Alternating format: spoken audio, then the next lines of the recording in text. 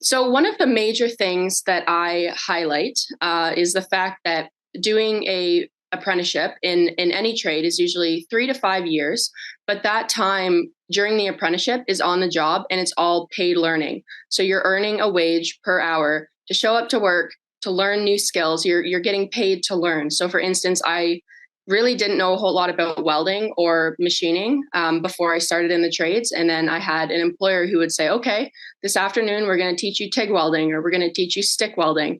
All of that experience was paid. And that's experience that you aren't paying for, say, in university or with a program. So going into the trades and out of the trades, I have no debt. So it's a really good way to get your career started. Another bonus to the trades is that because they're in very high demand, you will probably never be out of work. Layoffs are depending on the industry, depending on if it's construction or if it's industrial maintenance, service, whatever it may be. Layoffs are quite rare now, simply because there's such a demand and tradespeople are always needed. There's a lot of overtime. There's a lot of money to be made if you do want to work hard, and also there's a lot of room for growth.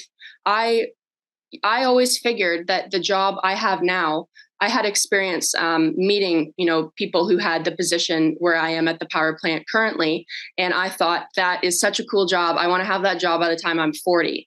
Here I am, 24, 1 year out of getting my license, and I have the dream job that I wanted because climbing the ladder, when there's so much opportunity and such a demand for tradespeople, climbing the ladder is not as hard as it used to be. So if you want a career, again, with no debt, with lots of opportunity, you get paid to learn.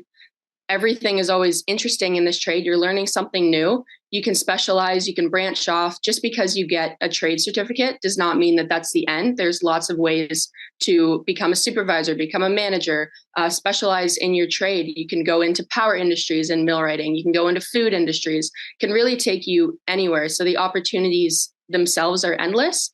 And then as well, a lot of these trades offer benefits and pension. And that's something that's really, really important for the average worker and to be able to grow a financial future and be stable.